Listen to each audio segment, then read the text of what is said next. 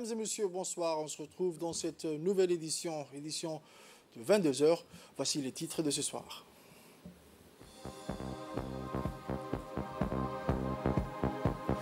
Le chef de l'État regagne le pays à l'issue de sa participation à la cérémonie d'ouverture de la Coupe du Monde 2022 au Qatar. Le 18e sommet de la francophonie s'achève avec l'adoption de la déclaration de Djerba. Les détails de ce journal à présent, je vous disais dans le titre, le président de la République, son Excellence le Hajj Ismaël Omar Guelleh, a regagné ce lundi au début d'après-midi le pays à l'issue de sa participation au Qatar à la cérémonie d'ouverture de la Coupe du Monde de football 2022. La participation du chef de l'État à cet événement est révélatrice du niveau élevé de proximité, de fraternité entre la République de Djibouti et de l'État du Qatar. Elle a valeur aussi d'illustration parfaite de soutien et de l'appui que notre pays apporte à la nation sœur du Qatar dans l'organisation actuelle de la Coupe du Monde. Événement riche en couleurs, la cérémonie d'ouverture de la Coupe du Monde 2022 a allié l'ensemble des rituels propres au lancement des principales compétitions sportives internationales, la présentation du trophée, le survol des mascottes sur les stades, les feux d'artifice, la projection des hymnes des dernières Coupes du Monde, l'interprétation également de la chanson confectionnée pour ce mondial Qatar. Tout a été exécuté avec minutie et maîtrise. Outre ses attributs standards, le pays hôte a adjoint également une touche spécifique à cet événement, celle d'une brève projection sur sa propre histoire de nation côtière fière de ses valeurs traditionnelles et ouvertes sur le monde, sur le reste du monde. Placée dans le faste et la grandeur, la cérémonie d'ouverture du Mondial 2022 a donné tous les sagesses d'un événement planétaire auquel les chefs d'État et de gouvernement issus de tous les continents y pris part.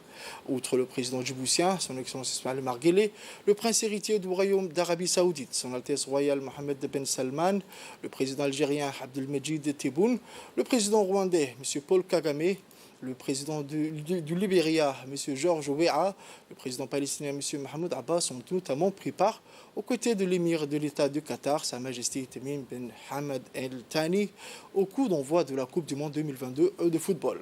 Ainsi, une marque d'une rencontre universelle et transcontinentale, une délégation de haut niveau conduite par le secrétaire général des Nations Unies, M. Antonio Guterres, a également participé à cette cérémonie de lancement du Mondial du Qatar. Dans le cadre de ce déplacement à Doha, le président de la République, son Excellence M. Ismaël Omar Guelleh, était accompagné d'une importante délégation comprenant, entre autres, l'ambassadeur de la République de Djibouti auprès de l'État du Qatar, son Excellence Daïb Doubad Roble.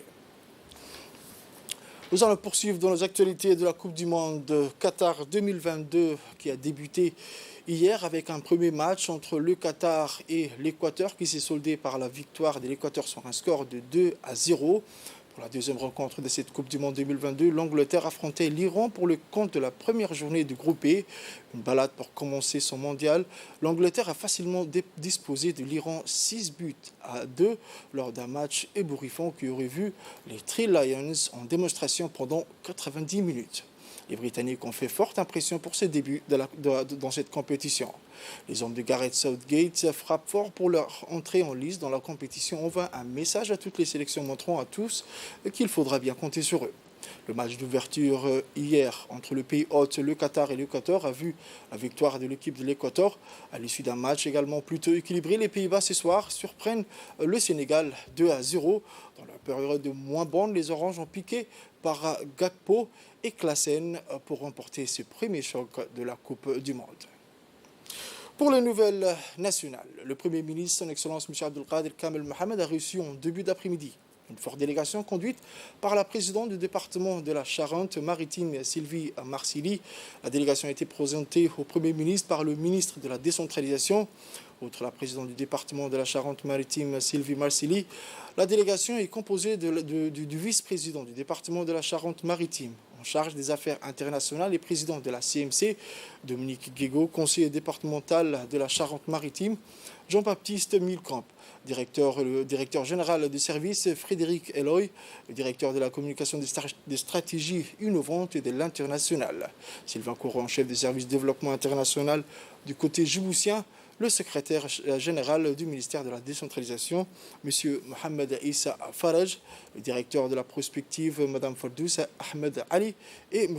Hassan Hussein Barkhat, directeur adjoint des finances et le chargé de communication du ministère de la Décentralisation, M. Ousmane Moussa. Le ministre chargé de la décentralisation a accueilli une forte délégation de Charente-Maritime. Charente-Maritime est un département français situé dans le sud-ouest de la France et dans la moitié nord de la région Nouvelle-Aquitaine. Le ministre délégué chargé de la décentralisation, M.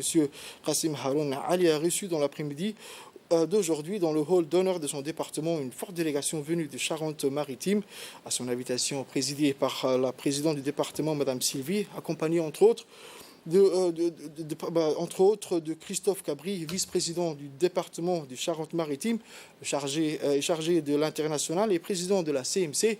Dominique Guégaud, conseiller départemental du département de la Charente-Maritime.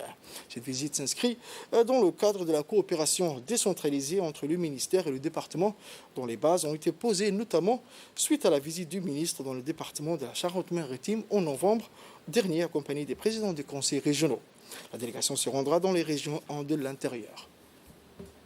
Toujours dans les actualités de ce soir, la délégation du ministère français de l'Éducation nationale et de la jeunesse s'est rendue aujourd'hui au lycée d'excellence. L'occasion de se familiariser avec le dispositif mis en place dans le cadre des classes préparatoires aux grandes écoles françaises. Ces classes préparatoires aux grandes écoles françaises ont été mises en place en coopération avec le lycée Camille Guérin de Poitiers, qui a une riche expérience en matière de classes préparatoires. Monsieur Karim Zayana, inspecteur général des mathématiques, et Madame Cécile, inspectrice pédagogique régionale d'histoire-géographie, ont eu un long entretien avec le proviseur de l'école d'excellence et avec les enseignants. Ce fut l'occasion pour les deux responsables pédagogiques de faire un point sur le travail en classe préparatoire et les possibilités que l'offre en termes d'accès aux grandes écoles et des perspectives professionnelles. Ils ont également pris le temps de suivre les cours des deux classes préparatoires aux grandes écoles dans les disciplines littéraires et scientifiques. Cela a permis de recadrer le travail des enseignants et de donner aux jeunes étudiants un aperçu du champ des possibles en matière de grandes écoles après les classes préparation.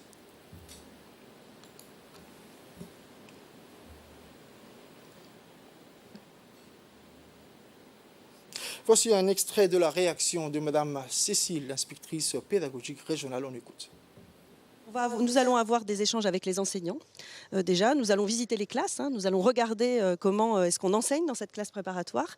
Ça nous semble très important de pouvoir déjà regarder des pratiques pour pouvoir aussi être à l'écoute des enseignants d'ici, de leurs besoins. De quoi avez-vous besoin? Comment est-ce que nous pouvons vous aider?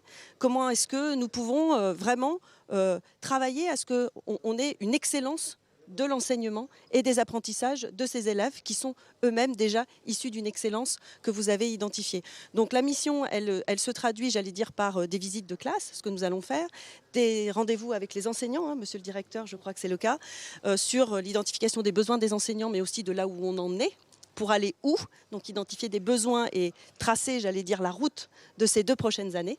Et puis, évidemment, rendre compte à Monsieur le Ministre de tout ce qui se passe déjà et vraiment lui dire qu'on est vraiment dans un partenariat déjà bien installé. Donc, c'est à la fois une mission, j'allais dire, didactique, pédagogique, d'accompagnement, mais aussi de perspective pour installer quelque chose sur le long terme. On n'est pas sur un one-shot, on vient là et puis on s'en va, il ne se passe plus rien. Non, non, on est là, on regarde, on observe, on identifie des besoins et on va au-delà, vraiment sur un continuum de 2 ans de ces éléments et peut-être plus sur ces premières classes préparatoires, puisque notre objectif aussi, c'est d'identifier peut-être quelques critères d'évaluation de ce dispositif qui est nouveau chez vous, que nous avons déjà éprouvé, mais pour lesquels nous avons sans doute toujours aussi un regard extérieur à porter. Donc identifier des critères d'évaluation pour qu'on puisse véritablement montrer la plus-value de ce dispositif pour ces élèves. C'est dans le cadre de la célébration de la Journée internationale de l'enfant que le complexe sportif féminin, en collaboration avec Qatar Charity, a abrité hier après-midi une journée d'activités sportives pour les enfants, à l'instar d'un grand nombre de pays à travers le monde. La Journée mondiale de l'enfance qui correspond à l'anniversaire de la Convention relative aux droits de l'enfant. Celle-ci est une occasion pour revenir sur les grandes réalisations pour les enfants, mais également sur les défis qui persistent et les opportunités qui peuvent contribuer à améliorer les choses pour les plus vulnérables. À cette occasion, des activités sportives s'est déroulées dans l'enceinte du complexe sportif féminin afin d'offrir des moments de joie aux enfants et aux adolescents, mais également afin de promouvoir les droits de l'enfant.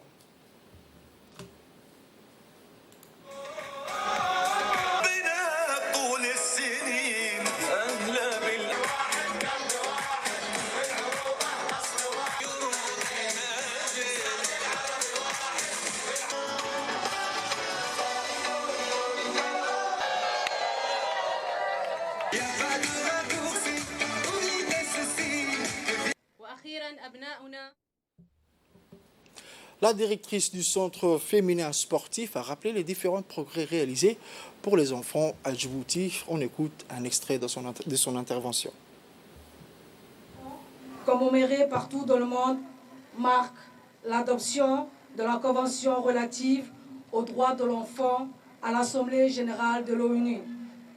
À cette occasion, nous avons le devoir d'être sensibles au respect des droits fondamentaux des enfants et de promouvoir les principes généraux de nature à protéger l'enfant sur tous les aspects, tant en matière de santé, d'éducation, de lutte contre l'insécurité alimentaire ou encore dans l'exploitation et le travail de l'enfant.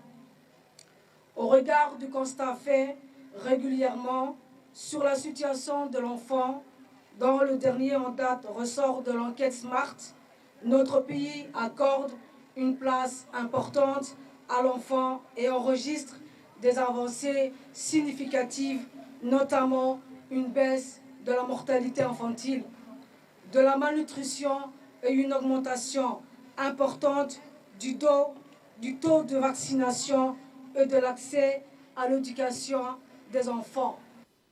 Anissa Hassan Bahdoun, secrétaire générale du ministère de la Femme et de la Famille, a pour sa part souligné que la République de Djibouti a entrepris de nombreuses réformes et réalisations sur les droits des enfants.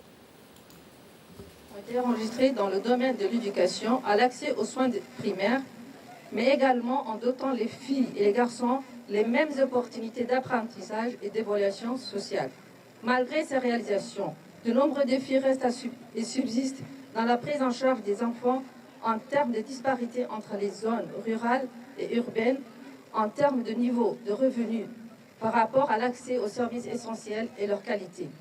Les politiques et programmes devraient réunir les conditions nécessaires aux différents groupes de la population, en particulier tous les enfants, donc les garçons et les filles, afin qu'ils puissent développer leur potentiel, améliorer les compétences et accumuler sur les moyens et long terme un capital humain compétitif qui leur permet de s'engager dans l'activité à produire une valeur ajoutée. La République de Djibouti, fermement engagée en faveur de la réalisation des droits de l'enfant, a ratifié plusieurs instruments fondamentaux en matière des droits de l'enfant. Le protocole facultatif de la Convention des droits de l'enfant, la Charte africaine sur les droits et le bien-être de l'enfant, la Convention relative aux droits des personnes handicapées et son protocole, et la Convention de l'Union africaine sur la protection et l'assistance aux personnes déplacées. Mesdames et messieurs, l'activité physique fait partie intégrante de l'apprentissage psychomoteur d'un enfant. Elle favorise le développement musculaire et l'acquisition de l'équilibre et la coordination des gestes et précisions. Le secrétaire d'État chargé des sports, son Excellence M. Hassan Mohamed Kamel, a reçu ce matin dans son bureau M. Thierry, qui est responsable du développement du tennis en Afrique de l'Est et du centre auprès de la Fédération internationale de tennis, accompagné du président de la Fédération djiboutienne de tennis. Cette réunion a vu également la participation du conseiller technique en sport et du directeur des sports. Tout d'abord, le secrétaire d'État a rappelé que le département des sports appuie constamment les 23 fédérations agréées par son ministère et que le tennis est une priorité dans la mesure où il dispose des infrastructures adéquates pour la promotion et la vulgarisation de ce sport autrefois pratiqué par les riches. Ensuite, le secrétaire d'État a exhorté la Fédération djiboutienne de tennis de décentraliser la pratique de ces disciplines sportives dans les 5 régions de l'intérieur en déplacement certains tournois déjà existants. Il a ajouté également que les formations techniques doivent procéder à ces tournois. Enfin, il a clôturé que l'ensemble des projets soulignés par M. Thierry sont les bienvenus et qui seront étudiés par ses proches collaborateurs pour veiller à leur faisabilité. Sport toujours, début en fanfare des judokas djiboutiens à l'Open du Yaoundé, Cameroun. En attendant, le grand favori Alexandre Hussein, le jeune judoka, ont raflé 2 médailles d'or. Après le jeune Gasser, le second médaille d'or djiboutienne est l'œuvre de Sasso Mohamed Hassan, fils d'un ancien judoka. Le jeune Sasso s'est installé sur la plus haute du podium de la catégorie de 66 kg chez les juniors. Le Djiboutien a battu en finale le Camerounais par un nippon en moins de 20 secondes. Une fierté pour le judo national chapeauté par le président Faisal qui a honoré la République de Djibouti et la Fédération nationale djiboutienne de judo. On écoute à présent Alexandre Hussein. La compétition, on a vécu 3 jours avec vraiment beaucoup d'émotions. D'abord, je voulais présenter la nouvelle génération, Gasser, qui a ramené la médaille d'or chez les cadets. Donc pour lui, c'est la première compétition, il ramène déjà une médaille d'or. Il est vraiment très prometteur pour la suite. Merci. Ensuite, on vient avec Sasso qui a combattu chez les juniors. Il a remporté aussi la médaille d'or chez les juniors dans la catégorie des moins de 66 kg. Vraiment, c'est une fierté pour nous tous. Et bon, je vais terminer par moi, le plus vieux. J'ai remporté la médaille d'argent chez les seniors. Voilà, première compétition de la saison, donc ça dit de bonnes choses pour la suite.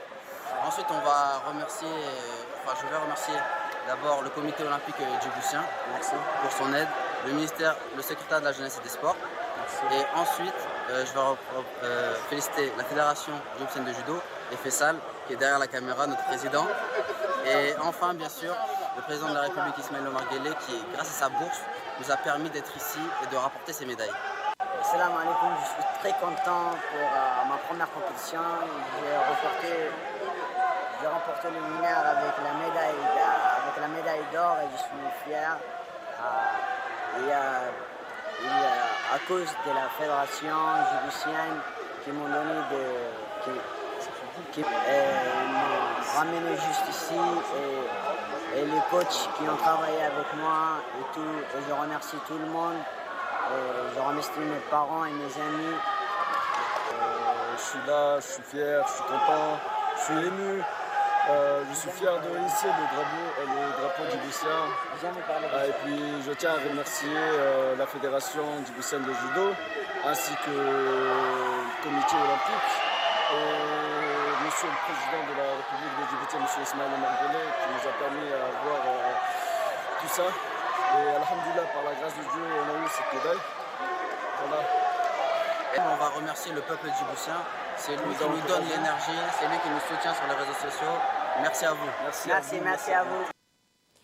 Je vous emmène au nord à présent où le chef d'état-major général des armées, le général des corps armés, le général Zikri Cheikh Ibrahim et son second se sont rendus tôt ce matin au nord du pays, plus précisément au poste avancé de Médého, placé sous la responsabilité du régiment interarmé d'Obok. Ce déplacement des autorités militaires djiboutiennes s'inscrit dans le cadre d'une campagne générale de sensibilisation des militaires et de sécurisation des dispositifs de défense des postes avancés qui s'appuie sur une politique à 3 volets, le renforcement des infrastructures des postes avancés, l'acheminement de moyens de mobilité de défense humains supplémentaires et l'amélioration des capacités de renseignement et d'anticipation. L'objectif majeur de l'inspection du poste de Médého est conformément à la nouvelle doctrine 2022 et réorganisation de l'armée djiboutienne, l'adoption d'une posture dissuasive avec des capacités offensives et défensives pour faire face à tout type de menaces contre le territoire national. Dans cette optique, le général des corps armés a porté un intérêt particulier aux conditions de vie et de travail actuelles des militaires du poste de Médého en vue d'apporter les réajustements tactiques et techniques adéquats.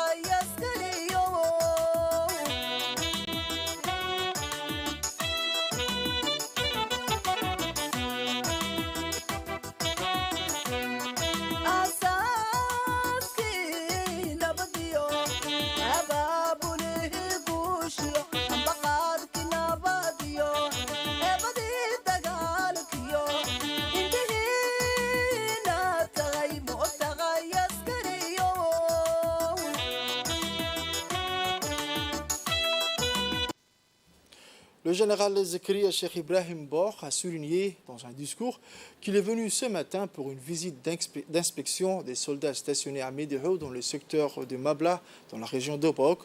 Il y a également, je cite, « Nous sommes des soldats chargés de la défense et de la souveraineté du pays et nous devons nous battre contre nos ennemis, qui sont aussi les ennemis de notre nation.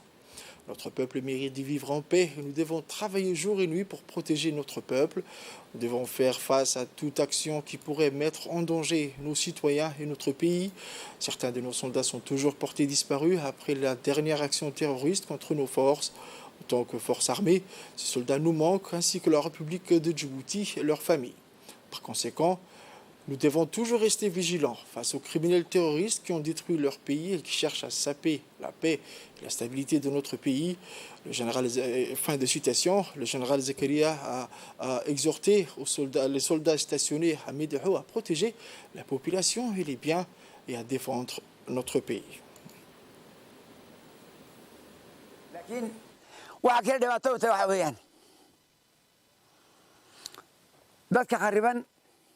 oo dalkooga soo kharibay haday ku xageeni ku beeraana dad khariban oo dalkooga uu kharimo doonaya ku beeray iska kuma beerayso qof ilaahay rasuulkiisa yaqaan kuma beerayo qof wadankiisa yaqaan kuma beerayo waxa halkan ku joognaa maanta waxaan ciidan reer Djibouti dawladda reer Djibouti halka ku fadhana laakiin dalkeena iyo dadkeena iyo diinteena iyo degmadeena wana waraaba ka dhawno weeyaan waa inay dawladdu nabad ku saacato waa inay hooyadu nabad ku saacato waa inay ubadku nabad ku saacadaan waa inay iskuuladu ay dhisnaadaan waa inay biyaha dhulka laga cabay dhisnaadaan in layna aamino halkan baa laydigu aaminay degmadaana inaga maanta ka mas-uula waa reer ugu qabateen cadowga yaryar oo khaayiniinta oo aan sheegay oo dhulkooda ka yimid oo soo qaribay dhulkoodii oo wadankiisa arkeen oo midnimadiisa iyo diintiisa iyo dalnimadiisa arkeen aakhirana ka baqayna ifkiisana wuxuu ku noolaanayo hadaa ifkaaga cadow u dhiibto maxaad qaban karkaa waxaan u jeedaa iyaan doqonnimo laynagu imanin dagaalku waxba maaha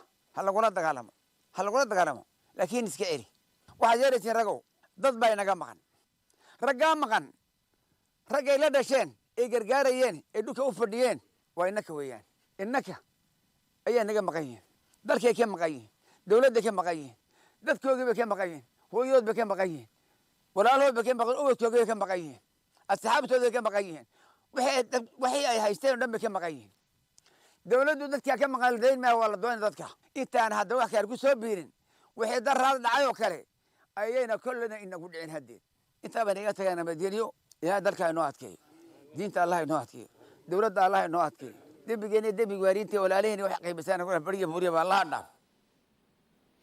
Au sud du pays, à présent, des écoles de base des localités rurales ont bénéficié d'un projet de réhabilitation initié et mis en œuvre par les forces françaises stationnées dans notre pays. Notons que des élèves du LIC étudiants dans les filières en matière de construction des bâtiments comme la peinture, menuiserie et maçonnerie ont collaboré efficacement avec les militaires français dans ces travaux de restauration des salles de classe. Ces travaux de réhabilitation s'inscrivent dans le cadre des actions civiles militaires dans l'agenda de leur mission des forces étrangères. À l'issue de leurs travaux de restauration des salles de classe, des écoles de base intégrées des localités rurales indiquées, une cérémonie couronnant la fin de ce travail a eu lieu ce mercredi dernier à l'école rurale intégrée de Biadé. Cet événement a réuni de côté djiboutien le préfet d'Ali Sabieh, Moussa Aden Migane, le sous-préfet d'Ali Adé, Shaban Daher Moussa, le secrétaire général du ministère de l'Éducation nationale et de la formation professionnelle, M. Mohamed Abdel Mahyoub, et le directeur pédagogique Abdi Dirir, mais également l'inspecteur régional d'Ali Sabieh, M. Ahmed Hamadou Ibrahim. Chez nous, des jeunes qui ne sont pas forcément très vieux, qui se sont engagés et qui n'imaginaient, je suis sûr qu'ils n'imaginaient pas un jour venir travailler ici avec les jeunes. Et ça, c'est finalement le ciment de la relation franco-djiboutienne, d'amitié franco-djiboutienne. Pour sa part, le préfet de la région d'Ali Sabieh a déclaré que cette semaine de travail a été des moments de partage d'expériences et de formation pour les jeunes nationaux qui ont collaboré avec les soldats français stationnés ici dans notre pays. On écoute le préfet. La région d'Ali Sabieh, pour nous, c'était pas une semaine de travail, mais une semaine d'échange, de connaissances et surtout d'amitié entre donc la population de la région et l'armée française. Comme l'a dit avant moi le chef de village, il faut que des actions telles que celle-ci se répètent plus souvent pour favoriser l'intégration entre les peuples et surtout l'échange. Parce que durant cette semaine, pas seulement l'armée, mais surtout les jeunes des associations en ont profité. On travaille avec l'armée française, certains d'entre eux aussi ont été formés. Pour sa part, le secrétaire général du MENFOP, représentant du ministre, a rappelé que c'était un moment historique. On écoute M. Mohamed Abdallah Mayou. Au nom de toute la communauté éducative, et au nom du ministre et à mon nom personnel, vous adressez tous nos remerciements au général pour les travaux que vous avez réalisés. Ces travaux symbolisent effectivement, comme vous l'avez dit, l'amitié franco-djiboutienne, l'amitié entre nos deux peuples, mais aussi l'amitié entre nos deux gouvernements. Et ceci nous touche vraiment profondément parce qu'à travers ces actions-là, on forme des générations et on forme des liens historiques très solides entre nos deux peuples. Je voudrais ici donc, au nom de tout le monde, vous remercier et adresser aussi un message à toute la population, mais aussi à l'inspecteur, de vraiment sauvegarder ce qui a été fait. Voilà donc ce que je voulais vous dire. Encore un grand merci. C'est surtout un discours de remerciement et que notre partenariat, que notre relation très étroite puisse perdurer et puisse encore redoubler. Dans le cadre de la célébration de la Journée internationale des droits de l'enfant, le Collège de Charles de Foucault a organisé aujourd'hui des activités de sensibilisation à la protection des droits de l'enfant au profit des élèves et des enseignants. La directrice de l'enseignement public, Mme Loula Ali El-Abe, consultante ancienne défenseur des droits des enfants, l'inspectrice générale honoraire de l'éducation nationale, Mme Claire Brisset, et Mme Oumou War, analyste, rédactrice de l'OUF, on prépare à ces activités animées par des enseignants et des élèves du collège. La Journée internationale des droits de l'enfant a été créée en 1989 et est célébrée chaque année le 20 novembre. Elle vise à promouvoir le respect des droits de l'enfant.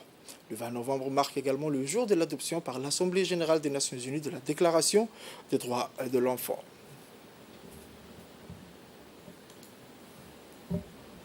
L'école islamique saoudien Malik Abdulaziz de Tadjoura, présidée par Ali Mshabab Al-Katani de Tadjoura, sous l'impulsion du directeur, a organisé la Journée mondiale de l'enfant, célébrée chaque année à travers le monde le 20 novembre.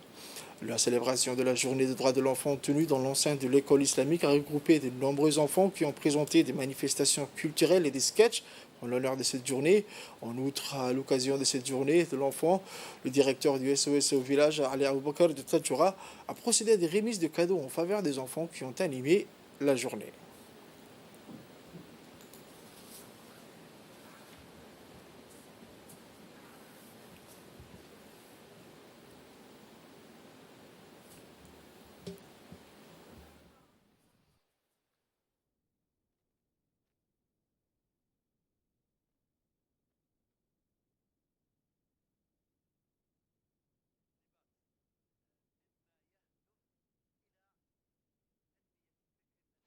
Autre actualité de ce soir, l'Angleterre est le grand vainqueur de la première édition du tournoi des vétérans dénommé Mondialito, organisé par les associations sportives vétérans en partenariat avec le secrétaire d'État chargé des sports.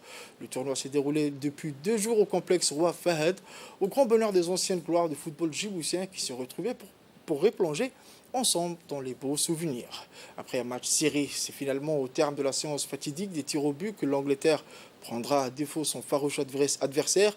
Les hommes en blanc sont ainsi logiquement récompensés. En gros, cette finale a été riche en gestes techniques et surtout en émotions. Présent à cette apothéose qui s'est déroulée dans la ferveur, le secrétaire d'État chargé des sports, son Excellence M. Hassan Mohamed Kamil, lui qui a également marqué son époque en tant que joueur, d'abord puis coach, dont la sélection nationale a été plus qu'émue. Une cérémonie de récompense est tenue juste après le coup de sifflet final pour honorer tous les acteurs engagés dans ce tournoi, clôturé en beauté. Je remercie encore son Excellence, M. Hassan Mohamed Kamil, qui a organisé, qui a eu l'idée pour essayer d'anticiper la Coupe du Monde qui aura au Qatar, Inch'Allah. Et c'est en ce sens qu'il y a eu un tournoi des vétérans. Et j'espère que déjà la Coupe du Monde sera récentes. Et c'est pour cela qu'on a essayé d'anticiper la Coupe du Monde. Et je remercie encore son Excellence, M. Hassan Mohamed Kamel, pour cette initiative. Je rajoute aussi qu'il y aura des projections d'écran dans toutes les communautés, au district et ici même à Djibouti, centre-ville, à Balbala, à la commune de Boulaous. Et dans toutes les régions, il y aura des projections de la Coupe du Monde aussi. Et c'est une bonne initiative que son Excellence, M. Hassan Mohamed Kamel, a fait pour anticiper la Coupe du Monde, Inch'Allah, qui aura lieu. Sport, toujours, l'Académie d'Afrique de l'Est de Djibouti a organisé du 17 au 19 novembre la première édition du Challenge Foot en collaboration avec la CAC Foot de FFDJ. Ce tournoi a vu la participation de 360 enfants et jeunes adolescents et garçons répartis en différentes catégories d'âge. C'est créé en décembre 2003 et officiellement inauguré en janvier 2015 au complexe sportif Roi Fahad. L'East African Soccer Academy est la seule institut qui assure la formation au football au niveau national. L'académie qui fête ses 20 ans est dirigée par Mohamed Elmi, ancien entraîneur de l'équipe nationale. Ce projet vise à mettre en œuvre une politique nationale du développement du football par le biais des bases, c'est-à-dire par la promotion des jeunes, football des jeunes. À la fin du tournoi, les jeunes adolescents ont tous reçu des médailles.